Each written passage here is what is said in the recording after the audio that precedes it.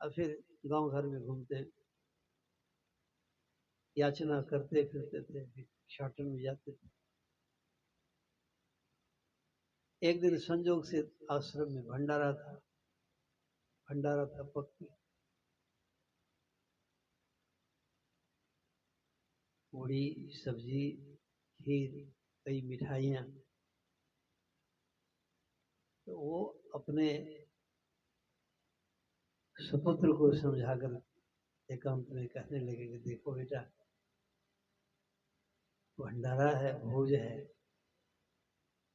तो सब चाट पूछ करके नहीं खाना।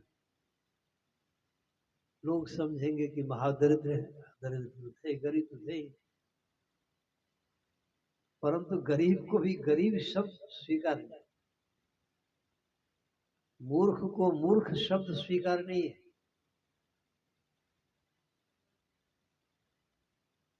यह भी एक स्वभाव है मनुष्य का। तो अपने किशोर बालक को समझाए कि देखो, भोजन करते समय ख्याल रखना। पत्र शेख भी हम लोग कहते हैं, और उसको प्रतिष्ठा भी कहते हैं कि चाट पूछ कर नहीं खाना। लोग समझेंगे कि बहुत गरीब है, देखो चाट पूछ कर सब खा गए। हालांकि ऐसा यह सोचना कोई बढ़िया सोच नहीं है। जब पहली बार मैं उधर गया हरिद्वार ऋषिकेश में, भंडारा में बैठा, तो देखा कि सभी सन्यासी लोग बिल्कुल चाट पूछ के खा रहे हैं। थाली को ही खूब बढ़िया से एकदम पूछ पाछ करके, कुछ लगा हुआ भी बिल्कुल नहीं मालूम पड़ता था। हमको इधर की आदत थी, लेकिन हम देख रहे थे कि सब लोग कैसे खाते हैं। तो आखिर हम सोच रहे शायद इधर की रिवाज यही है। कहावत है, खाइए मन भर और छोड़िए न कण भर। एक कण भी नहीं छोड़ना चाहिए। बहुत बात है। सबसे पहली बात तो ये कि अब पूरा टाइल्स है, मार्बल है, ग्रेनाइट पत्थर लगा हुआ है, सब स्वच्छ है, चकाचक है, पवित्र है। अब वहां जूठा कहाँ फेंका जाएगा? जूठा फेंकने की जगह भी तो नहीं है। अब बिल्कुल बिल्कुल साफ करके भोजन कर लिए, तो पानी है, उसको पानी से धुखाड़ दिया, थोड़ा सर्फ डाल दिया, तो नल होके बह गया। यदि मान लीजिए साग सब्जी अन्न का कण उसमें अगर रह गया, तो कचरा जमा हो जाएगा, तो नल तो जाम हो जाएगा, प्रदूषण फैल जाएगा। तो इसलिए बिल्कुल चाट पूछ कर भोजन करने की प्रथा मैं देख करके सोच लिया कि इधर प्रथा है।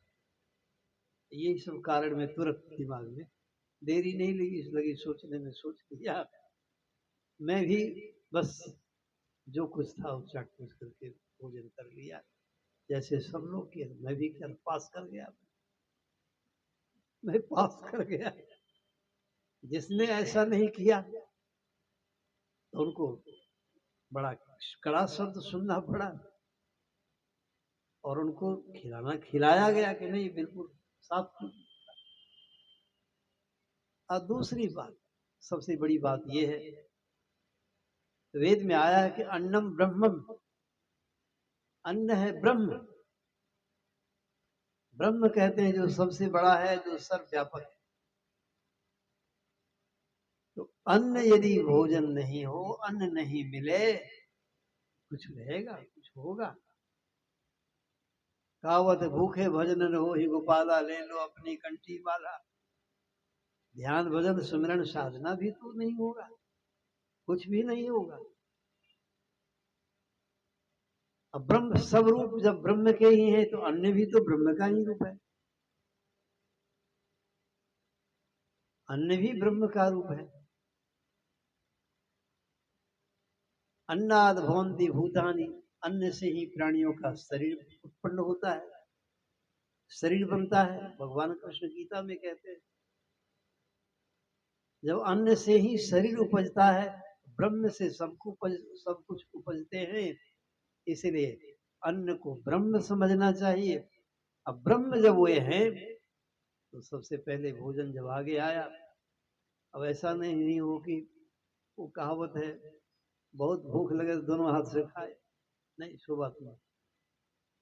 भोजन आने से पहले महामंत्र से जल पढ़ महामंत्र उच्चारण कर, जल सिक्त करे, जगह को शुद्ध करे।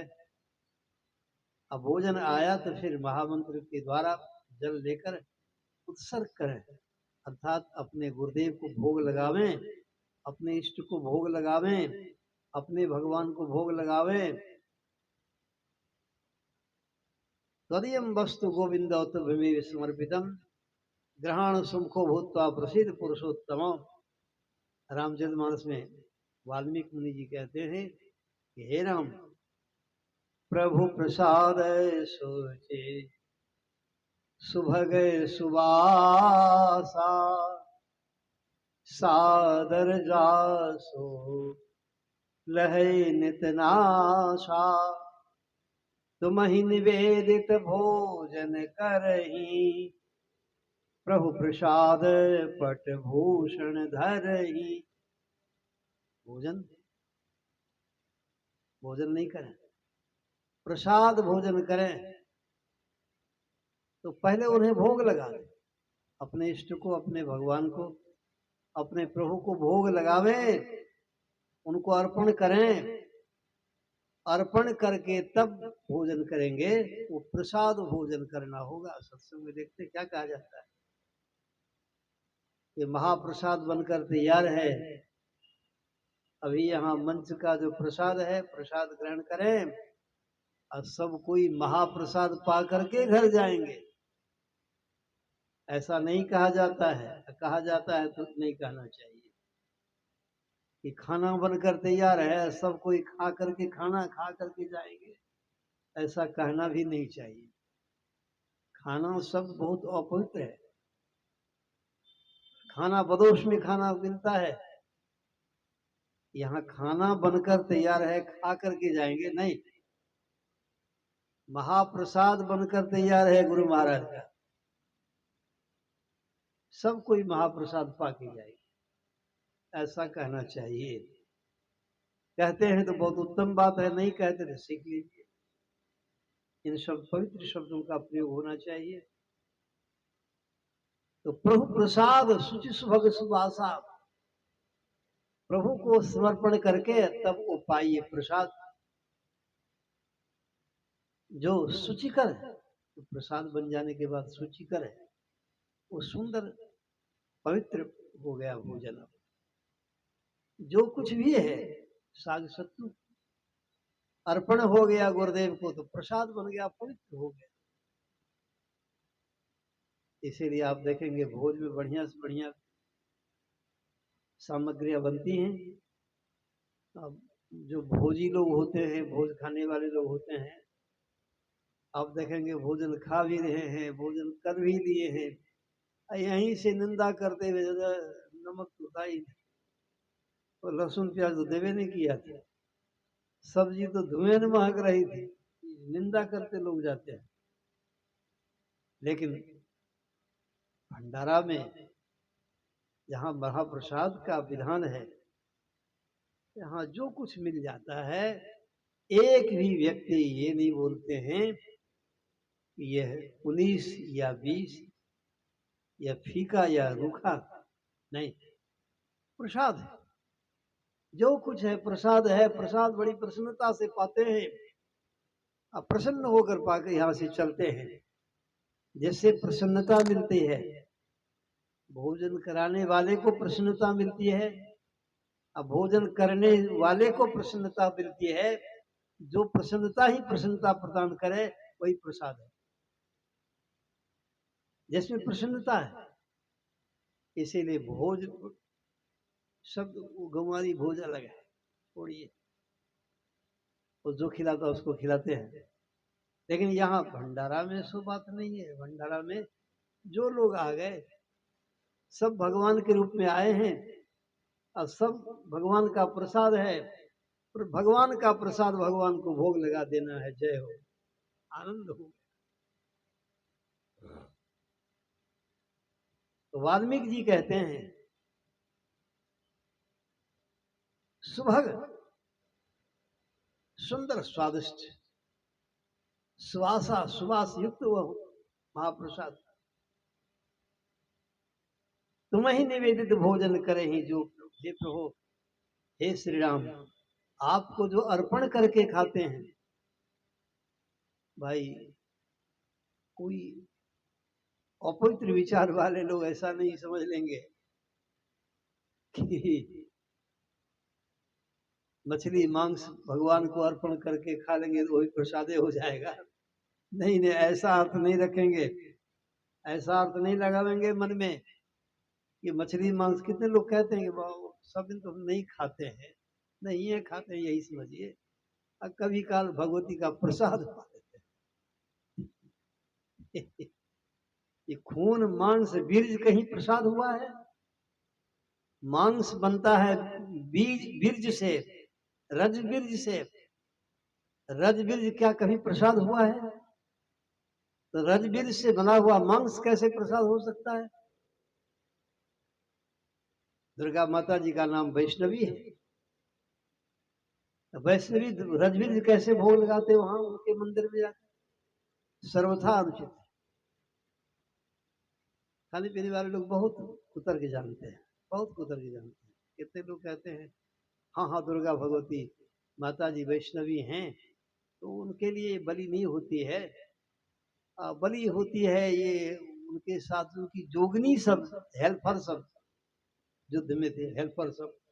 हाँ हाँ हाँ, अलचा बिलचा सब, वो सब उन लोगों के लिए।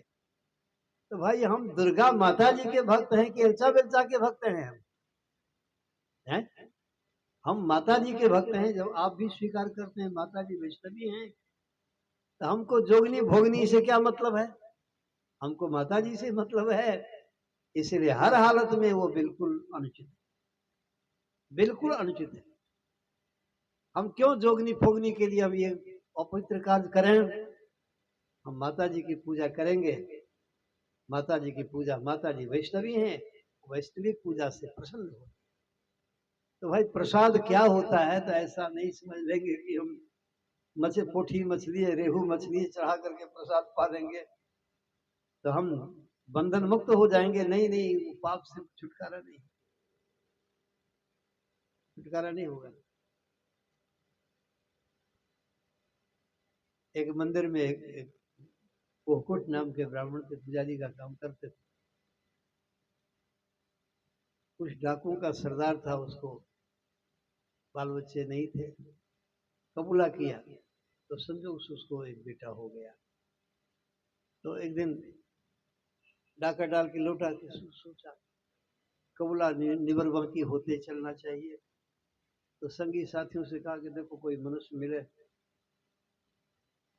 तो आज कबूला किया था कि हम मनुष्य बलि देंगे। तो जब काटने की आदत किसी को लग गई है तो जो जो छागर को काट सकता है, बकरी के बच्चा को काट सकता है, मुर्गा को काट सकता है, वो मनुष्य को क्यों नहीं काटेगा? वो किसी को काट सकता है। तब तो ऐसी पत्नी अपने पति को काट डालती है, अब पति अपनी पत्नी को काट डालता है।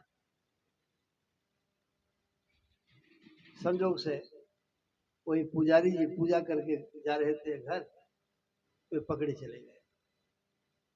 कहा कि इससे बढ़िया पशु क्या होगा, पुजारी सबसे पवित्र है। तो मंदिर में ले गया। अब जब खाड़ उठाया उसे कत्ल करने के लिए, बलि जिसको लोग कहते हैं, वो तो कत्ल करना है। बलि माने तो होता है आत्मसमर्पण, अपनी आत्मा स्वयं समर्पण कर दें। ऐसा नहीं कि जान के बदला जान, वो बात ऐसा नहीं करना चाहिए।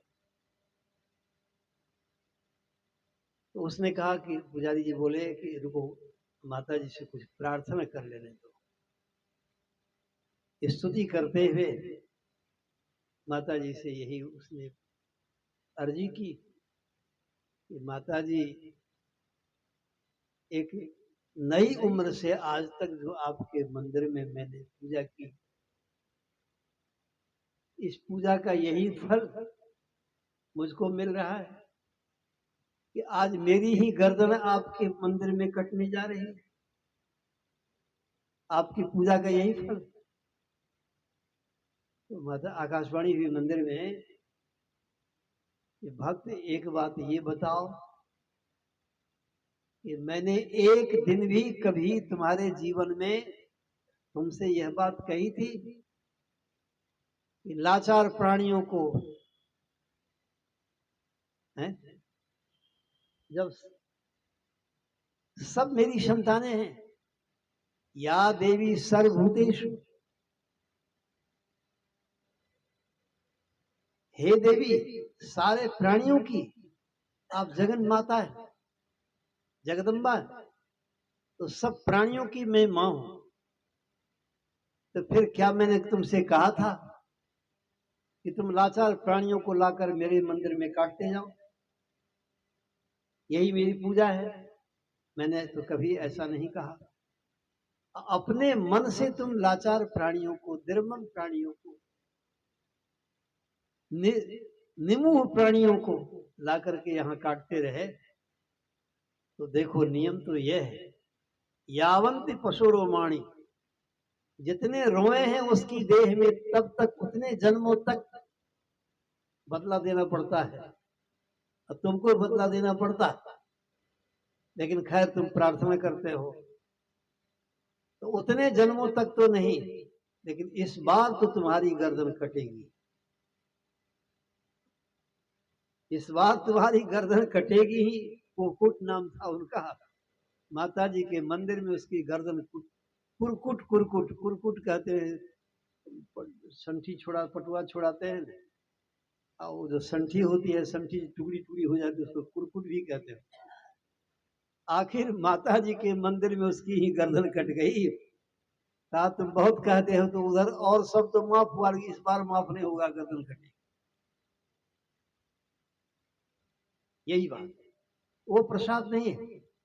वाल्मीकि जी कहते हैं कि जो आपके चरणों में ये सुंदर स्वादिष्ट दूध, अन्न, कंद, मूल, फल, मेवा, मिष्टान सब कुछ आपको समर्पण करके भोजन करता है, उसके हृदय कमल में आप निवास कीजिए, विराजमान होइए।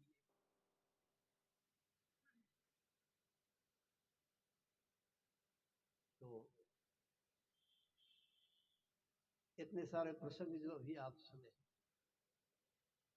कि भोजन करते समय कैसे भोजन करना चाहिए, यह तरीका कुछ सीख लिए हम लोग। ऐसे भोजन करने का तो आप सुन रहे थे कि वो ब्राह्मण अपने बच्चे को सिखला रहे थे कि चाट फूस करके नहीं खाना। लेकिन चाट फूस कर खाना क्यों चाहिए, ये अभी आप प्रमाणित बातें सुन चुके हैं। तो उन्होंने सिखलाया कि जगह जगह लोगों के दिल दिमाग में कुछ कचरा आ जाता है कि सब कुछ खा लोगे चाट फूस कर, लोग समझेंगे दरिद्र दरिद्र। दरिद्री के कारण ही तो भीख मांगते थे। लेकिन वह शब्द स्वीकार नहीं था। अपने किशोर बालक को उन्होंने सिखलाया। तो जब भंडारा हुआ, भंडारे में सब कोई बैठे भोजन करने, वो भी दोनों बापूत बैठे भोजन करने। तो भोजन में बड़ा स्वादिष्ट भोजन बना था। भोजन तो भरपेट हो गया। अब पिताजी ने जो बात कही थी कि चाट फूस कर नहीं खाना, अब पिताजी की बात एक तरफ, सुंदर स्वादिष्ट सुभग सुवासा भोजन एक तरफ,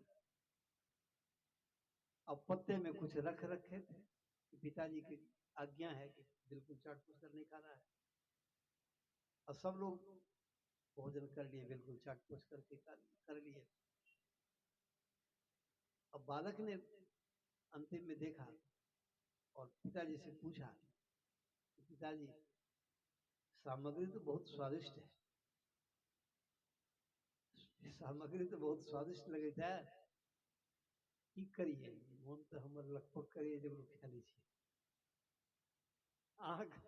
अहाँ कहने छलिए ये चैट पूछ कर नहीं खइया बुआ तो की करी चैट पूछ कर खा लिए कि छोड़ दिए वो प्रतिष्ठा का खा लिए कि छोड़ दिए प्रतिष्ठा को खाने का सवाल हो गया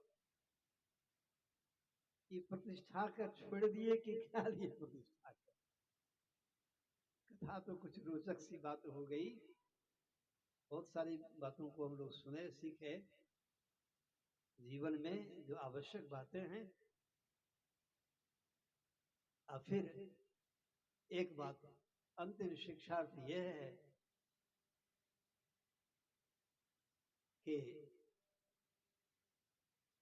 मूर्ख लोग ऐसा हो सोचते हैं कि पहुनाई में मेहमानी में बहुत बढ़िया स्वागत सम्मान चल रहा है तो यही ठीक है यही भले बढ़िया है ये मूर्खों का ऐसा कहना है हमारे परम पूज्यपाद सदगुरु ब्रह्मर्षि विष्णुकांत स्वामी जी महाराज वो हमेशा कहते थे कि सचिकाम जेठाम देसी मान आदर हुए उठाम मान आदर रहते चल दी उठाम से उठाम रुकी नहीं माने लोग सब खूब आदर करते रहे चाहत रहे कि बाबा आरो एक सांझ आरो रहल जाए एक दिन आर रहल जाए आरो सत्संग क्या दिन जाए लोग सब आदर करते रह जा तक नहीं चल दी अभी नहीं बहुत आदर भा रहा तब रहिए जाए आदर का संपन्न कहिए का सताइए का जाए तब तो वही बात हो गई कि बाबूजी प्रतिष्ठा खा लिए कि छोड़ दिए तो प्रतिष्ठा को खाना नहीं चाहिए बचाना चाहिए यही कारण है पूज्यपाद गुरु महाराज की शिक्षा मिली है हम लोग भी प्रयास करते हैं लोग बहुत आदर करते हैं और उसी बीच से चाहते हैं कि निकल जाए तो गुरु महाराज की आज्ञा का पालन भी हो गया बढ़िया होता है बढ़िया होता है ये सारी बातें इसलिए कही गई अभी संत कबीर साहब जी की वाणी में हम लोग सुन रहे थे सखिया वाघर सबसे न्यारा जह पूर्ण पुरुष हमारा हम लोग के सबके मन में इच्छा है कि आरती होगी तो घर चलना है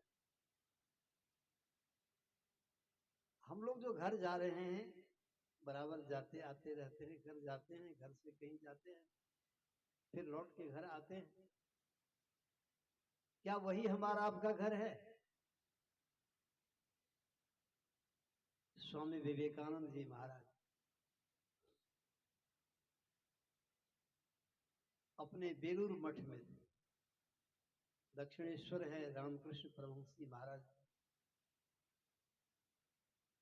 जिसका महारानी रासमणी के मंदिर में काली माता जी की पूजा करते थे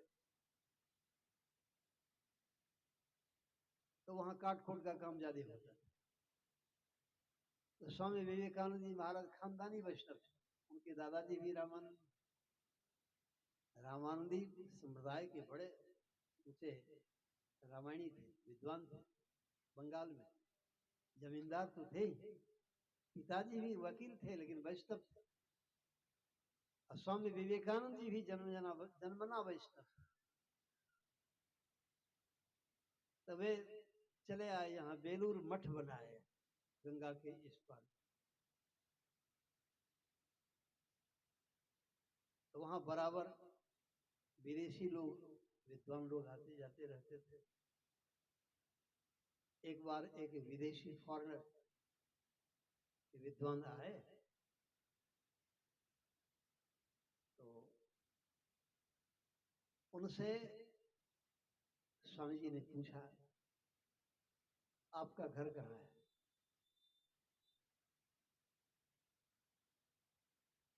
उन्होंने अपने घर का पता बताया अमुक देश में अमुक देश के अमुक राज्य में उस राज्य के अमुक जिले में अमुक महानगर के अमुक सेक्टर में सब उन्होंने बता दिया तत्पश्चात विवेकानंद जी ने कहा अच्छा तो वहां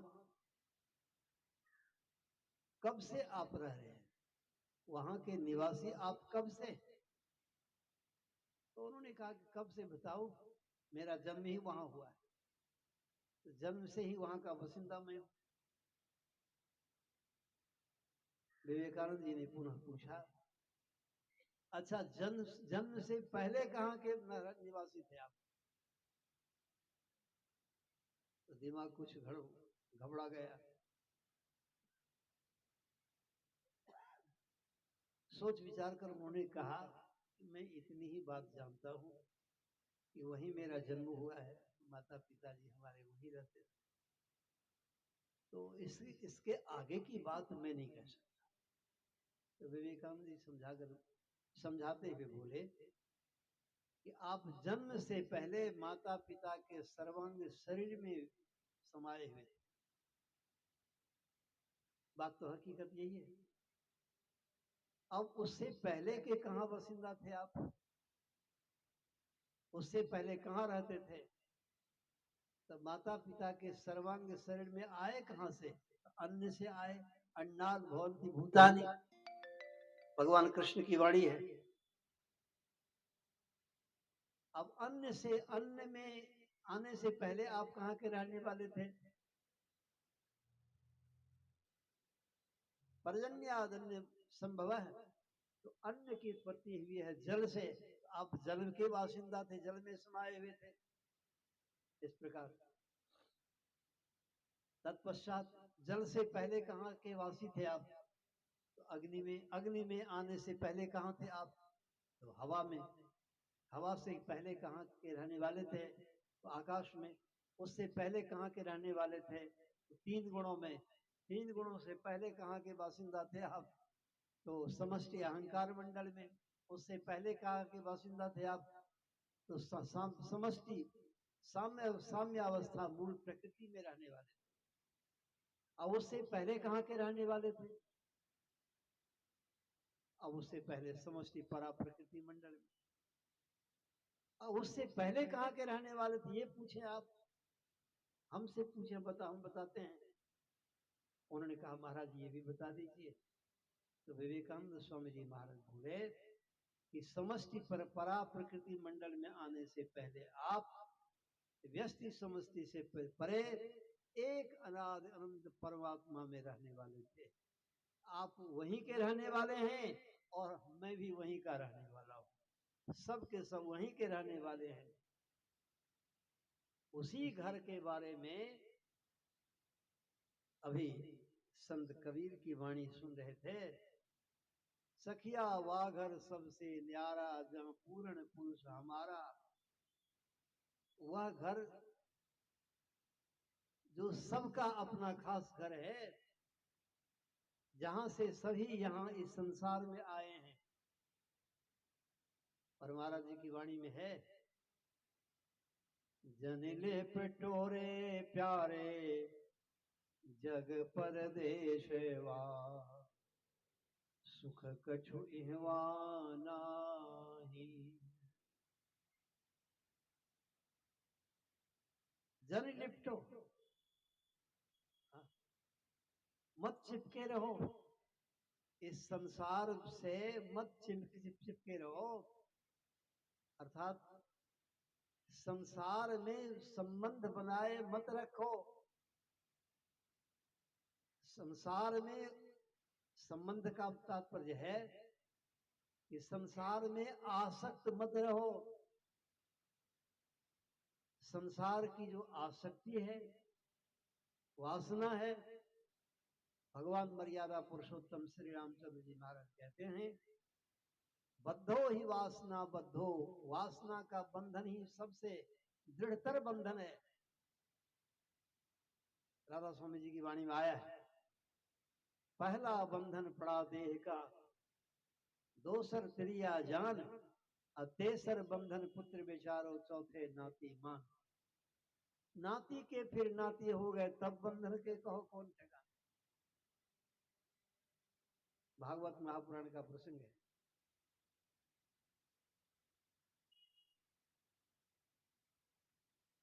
राजा थे भरत,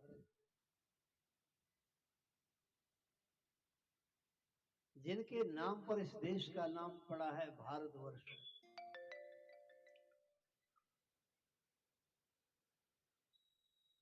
पहले का नियम था बना हुआ, पहले हर कुछ नियम में होता था। नियम नियंत्रण है, नियम का जो पालन करते उसके जीवन में शांति विराजती है, सुख विराजता है। दुख क्यों हुआ? तो नियम का पालन नहीं किया। नियम का नहीं पालन करने के कारण ही दुख होता है। आप देखते हैं 40 वर्षों के बाद यदि चश्मा लगाना पड़े तो ये नियम की बात हो गई। आजकल आप देखेंगे छोटे छोटे बच्चे, बालक, किशोर को बहुत पावर का चश्मा लगा होता है। क्या कारण है? आंख से दिन रात लैपटॉप देखते हुए चलाते हैं, मोबाइल चलाते हैं, 18 घंटे तक मोबाइल देखते हैं, लैपटॉप चलाते हैं, काम करते हैं, पढ़ते हैं, पढ़ाई भी तो ऑनलाइन पढ़ाई। उसके चलते आज देखते हैं बच्चों की आंखें खराब हो रही। नियम का उल्लंघन किया, प्रकृति के साथ जीना नहीं सीखा।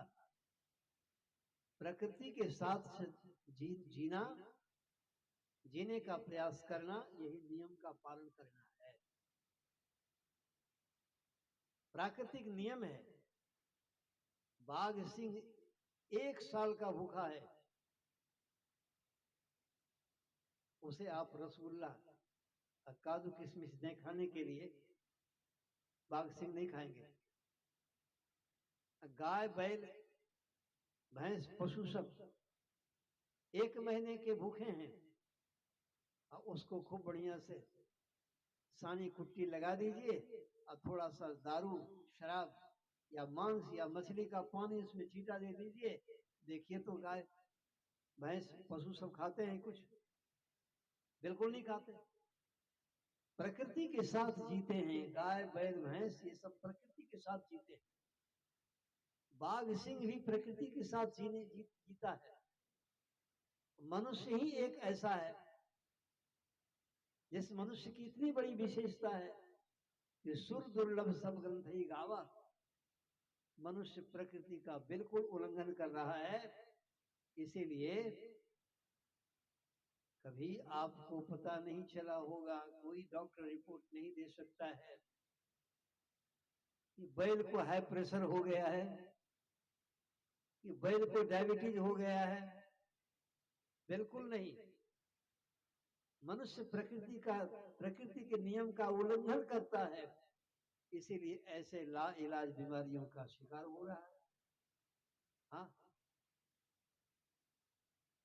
देखते हैं मनुष्य जीवन में कभी खुशी से हंसता भी है, लेकिन किसी गाय बैल को हंसते हुए नहीं देखे होंगे। बकरा बकरी को हंसते हुए नहीं देखेंगे, वो हंसते ही नहीं। उसके जीवन में हंसी खुशी ये सब नहीं है। वो सामान्य प्रकृति के साथ जीते हैं, तो न हर्ष है न विषाद है। मनुष्य प्रकृति के नियम का उल्लंघन करता है, इसलिए आज कभी हंसता है तो कल रोते रोते माथे पटक कर मरता है। यही कारण है। तो प्रकृति के नियमों के साथ जीने का प्रयास करना चाहिए। तो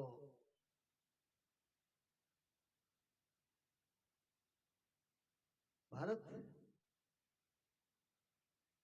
पहले का नियम था, उसका नियम का पालन करते हुए, तो नियम क्या था?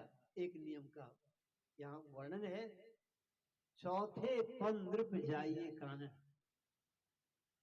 चौथी अवस्था आ गई। मनु जी महाराज कान पर का एक केश पका हुआ देखते हैं।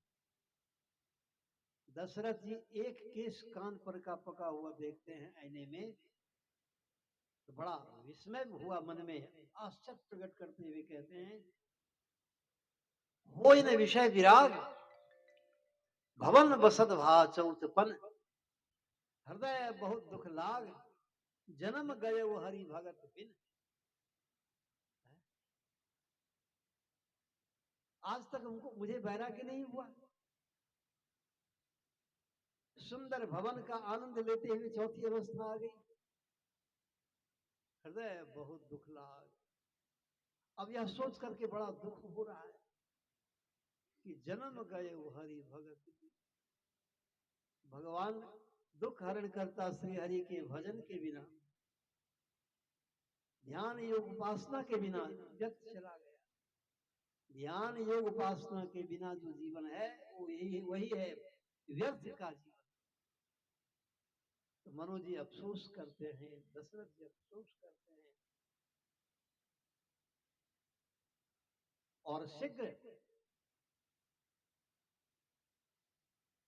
दशरथ जी राम राज्याभिषेक की तैयारी करते हैं। यहीं तक रहने दीजिए। कानपुर का एक केस पका हुआ देख करके कितना वैराग्य हुआ। मनु जी महाराज चले गए तपस्या करने के लिए। भरत जी ने भी जब देखा कानपुर का केश पका हुआ, केश का पकना, यदि आप यह मानेंगे कि परमात्मा की ओर से प्राकृतिक नोटिस है, तब तो आपका कल्याण होगा, कल्याण के पथ पर आप चलेंगे, भजन में मन आपका लगेगा, तब तो संसार से वैराग्य मजबूत होगा।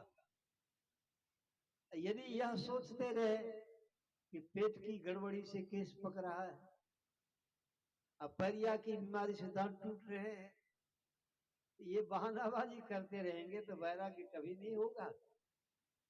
विराग नहीं होगा तो दुर्भाग्य तो आपका होगा ही। यदि वैराग्य हो गया, विराग हुआ तो सौभाग्य उदय है। तो बहाना में रहने से वैराग्य नहीं होता है, न त्याग न वैराग्य तो दुर्भाग्य। सत्संग सदगुरु का ज्ञान यदि प्राप्त करते हैं तो वैराग्य होता है, उसे सौभाग्य का उदय होता है। तो भरत जी जंगल चले आए, वानप्रस्थ धर्म में, मुनि धर्म में आ गए। एक दिन की बात है, नदी के किनारे एक शिला खंड पर बैठे थे। उधर से एक गर्भिणी हिरण आई पानी पीने।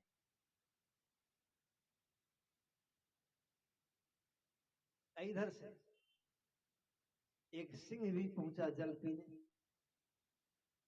सिंह गर्जा, सिंह गर्जन को सुनकर के हिरणी जान, सबका देह परम प्रिय स्वामी, सबको अपनी अपनी देह प्रिय होती है। अपनी देह की सुरक्षा करने के लिए छलांग मारी, सामने किसी चट्टान से टकराकर वहीं वह समाप्त हो गई। निष्प्राण शरीर वहां पानी पर भास रहा था, लेकिन प्रसव का समय पूरा हो चुका था। उधर बच्चे का जन्म हो गया, बच्चे भी पानी पर तैर रहे थे। राजा भरत जो अब भरत मुनि हो गए, इनके हृदय में बड़ी दया आई। दया बहुत बढ़िया चीज है। आप दया करेंगे तो परमात्मा आपकी याद करेंगे। आप यदि परमात्मा की याद करेंगे तो परमात्मा आप पर दया करेंगे। आप सब जीवों पर दया करें तो परमात्मा आपकी याद करेंगे, आपका कल्याण होगा। यदि आप परमात्मा की याद करें तो उधर से परमात्मा आप पर दया करेंगे, आपका मंगल हो जाएगा। दोनों काम करें आप संसार के हर प्राणियों पर दया करें। दया भाव चित्राक भक्ति को अंग है। या देवी सर्वभूतेषु विष्णु मायेति शब्दता लक्ष्मी रूपेण संस्थिता, वहां भी विभूति योग का वर्णन है, सब रूपों में वही हैं।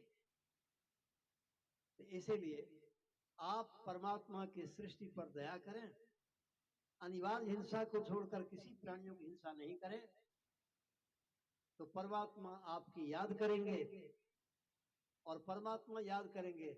माँ अपने बच्चे को याद करती है, मतलब माँ अपने बच्चे को उठाकर हृदय से लगा लेती है, अपने अमृत में दूध में लगा लेती है, अपने बच्चे को गले से लगा लेती है, बच्चे का कल्याण हो जाता है। परमात्मा आपकी याद करेंगे, आपका मंगल होगा। उस हिरणी के बच्चे पर दया आ गई, उठा करके ले आए, उसको बढ़िया से पूछ पाछ करके पालन पोषण शुरू करते हैं।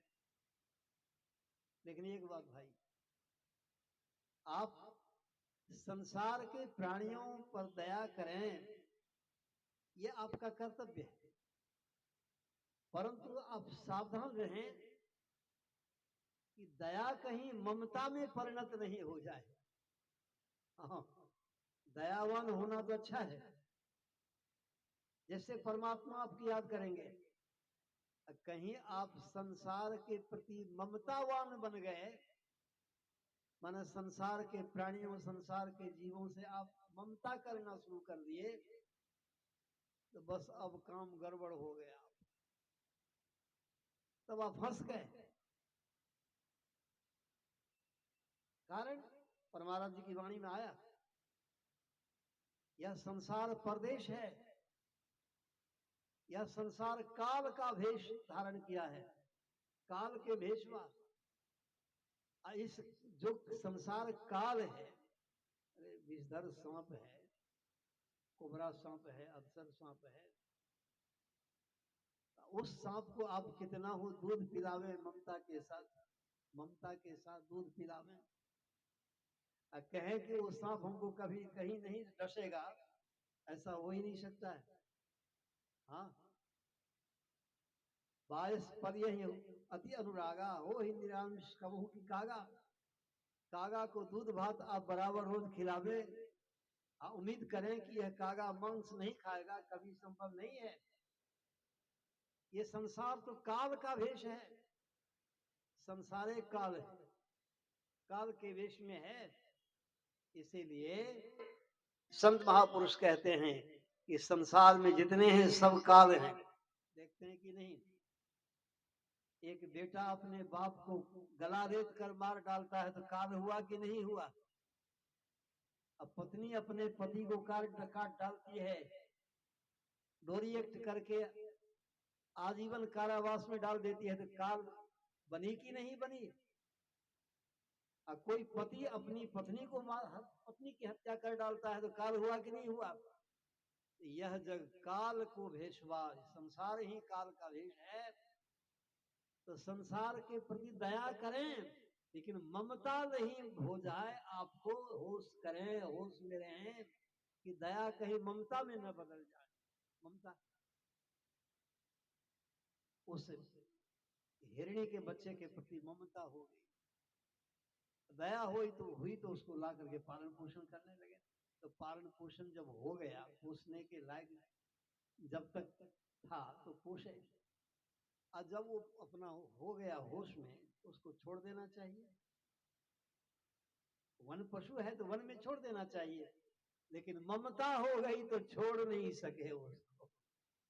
अब परिणाम क्या, अरे धिया पुता जब तक पालन पोषण करने के योग्य है तो उसको पालन पोषण कीजिए, उसके बाद उसको छोड़ दीजिए, उसको छोड़ दीजिए। लेकिन नहीं छोड़ते, क्यों नहीं छोड़ते, ममता के कारण नहीं छोड़ते।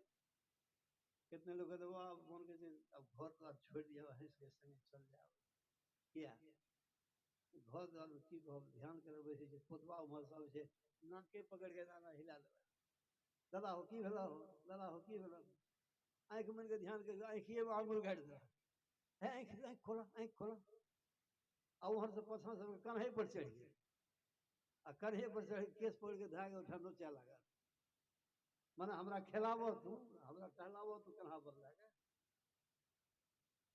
ममता के कारण ऐसा होता है।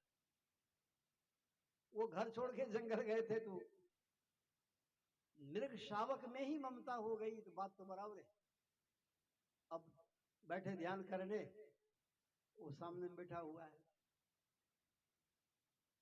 अब फिर कभी आकर के पीठ चाटता है, कभी मुंह चाटता है हिरण मृग शावक, कभी छरप कर पीठ पर चढ़ जाता है, कुछ नहीं कहते। जैसे धिया पोता पोती सब कुछ कहता था, नहीं कुछ कर रहे, अरे फंस रहे हैं आप, फंस रहे हैं, इस हालत में मृत्यु होगी तो आपकी अधोगति हो जाएगी, फंसिए मत, दया कीजिए, पाल पोस दिया छोड़ दिया।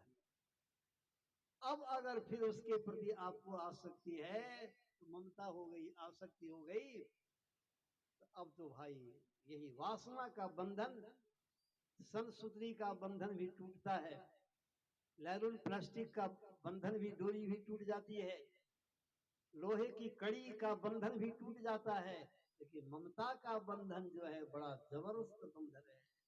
इसको जो तोड़ दिया वो तो महात्मा बुद्ध बन गया।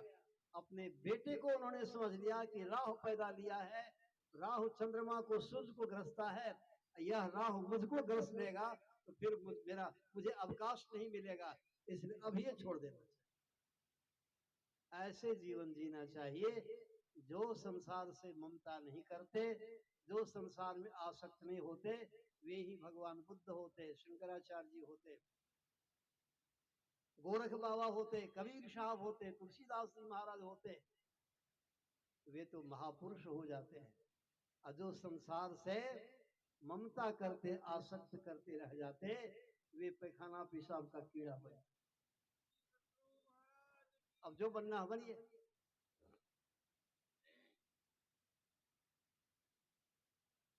परिणाम क्या हुआ? मृत्यु तो आपकी समय पर होगी, मृत्यु समय पर होगी। आप देखे होंगे लिखा हुआ कहीं मिलेगा कि यहाँ बैठना मना है, यहाँ खड़ा होकर गपशप करना मना है, यहाँ पेशाब करना मना है, यहाँ थूक फेंकना मना है, यहाँ पूजा पाठ करना मना है, ये भी, यहाँ गाड़ी पार्किंग मना ही है। सब तरह की मनाही तो सुने होंगे आप, लिखा हुआ बोर्डर मिला होगा, लेकिन एक साइन बोर्ड कहीं नहीं मिला होगा कि यहाँ पर मरना मना है। देखें कहीं कोई साइन बोर्ड, यहाँ पर मरना मना है, ये साइन बोर्ड कहीं नहीं है। मृत्यु तो होगी, निश्चित समय पर होगी, निश्चित जगह पर होगी, और कभी हो सकती है, कहीं हो सकती है।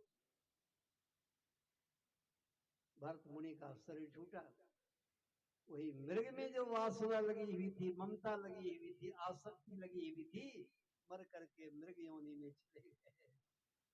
यही है आसक्ति का दुष्परिणाम। इसीलिए अनासक्त जग में रहो भाई, दमन करो इन गण दुखदाई कहा गया। हाँ, लेकिन भक्ति बीज भी निश्चय नहीं है। पहले से जो भजन भेद दे रखे थे, तो वो बीज जो पड़ा हुआ था, उससे इतना फायदा हुआ तो कुछ समय तक तो मृग के शरीर में रहे, शरीर छूटा, उस समय पूरा हो गया, भोग पूरा हो गया, फिर मनुष्य का शरीर प्राप्त की, वही हुए परमहंस जड़भरत जी महाराज दूसरे जन्म में। लेकिन दूसरी बार जन्मना तो पड़ा, आवागमन के चक्र में तो आना पड़ा। कितने लोग इसी भरोसे बड़े गफलत में पड़े रहते हैं। अब भजन भेद तो ले ही लिए हैं, ध्यान साधना क्यों नहीं करते हैं? भजन भेद लिए हैं, मनुष्य शरीर तो मिलवे करेगा, हमको क्या दिक्कत है। हाँ, भजन भेद ले लिए हैं, तब तक विषय भोग अपना भोगते हैं, फिर मनुष्य शरीर मिलेगा। अरे भाई, मनुष्य शरीर मिलेगा, लेकिन फिर जन्म तो लेना पड़ेगा, गर्भ में तो जाना पड़ेगा। दूसरी बात यह है, बीज दिया सूखने के लिए, बकरी आ गई खा गई। जो बीज बकरी के पेट में चला गया, उससे बकरी का बच्चा होगा कि क्या होगा, गाछ होगा। इसलिए सदगुरु से जो भक्ति का बीज प्राप्त किए हैं, इसे जीवन में सुरक्षित रखना चाहिए, और सुरक्षित करके अपने घर की सुधि करनी चाहिए। वो अपना घर क्या है? जैसा कि स्वामी विवेकानंद जी महाराज ने कहा, जो व्यष्टि समष्टि परा प्रकृति मंडल से ही परे है, वही है सखिया हुआ घर सबसे न्यारा, जहां पूर्ण पुरुष हमारा, अर्थात पूर्ण पुरुष क्षर पुरुष से परे, अक्षर पुरुष से परे, जो पुरुषोत्तम पुरुष है, परिपूर्ण ब्रह्म परम पिता परमात्मा, जहां नो तत्र सूर्यो भाति नो चंद्र तारकम नेमा वेदितो भांति कुतो ये मग्ने तमेव भांत मनुभाति सर्वं तस्यो भाषा सर्वविद विभाति। अर्थात यदादित्यगतः तेजो जगत भासयते खिलम यच्चंद्रमसि यच्चाग्नो तत्तेजो इति मामकम। जहां से शुद्ध प्रकाशित हो रहा है, जिसकी रोशनी से चंद्रमा प्रकाशित होते, जिसके नियंत्रण में ब्रह्मा विष्णु महेश सब कार्यान्वित हो रहे हैं, जिसके नियंत्रण में सारा विश्व ब्रह्मांड का संचालन हो रहा है, वही जो परम पिता परमात्मा है। जीवो परम पिता निश्चिन्हो कहते संतर हितकारी, अर्थात जो सबसे परे हैं, सब क्षेत्र क्षर अपरा परापर और अक्षर पार में, निर्गुण सगुण के पार में, सत सत हो के पार में, सब नाम रूप के पार में, अर्थात सबके परे जो है, वही हमारा अपना परम पिता परमात्मा का परम धाम है, वही हमारा आपका भी परम घर है। जहां से फिर यद गत्वा नो निवर्तन्ते तद्धाम परमं मम, वहां पहुंचने के बाद फिर लौटकर अपने घर में, इस संसार चक्र में, आवागमन के चक्र में नहीं आना पड़ता है, वही हमारा आपका परम धाम है। जहां पहुंचने पर यहां तक आप सुने कि नहीं तह ज्ञान ध्यान नहीं जब तब वेद की तेवन वाणी, उस अनंत पूर्ण ब्रह्म परम पिता परमात्मा के परम धाम में पहुंचने पर तब यम नियम आसन प्राणायाम प्रत्याहार धारणा ध्यान समाधि ये सब भी छूट जाते हैं। अर्थात वहां पहुंचने पर जिस तरह दूध से घी मथन करके निकाल लिए जाने पर घी पुनः दूध में नहीं समाता, इस तरह उस पूर्ण ब्रह्म परम पिता परमात्मा में समाकर इस जीव को पुनः आवागमन के चक्र में नहीं आना पड़ता। जीव शिव बन जाता है, शिव जीव बन जाता है, दोनों का भेद बिल्कुल मिट जाता है। यही अखंड सुख की प्राप्ति है, यही सदा का मोक्ष कहलाता है।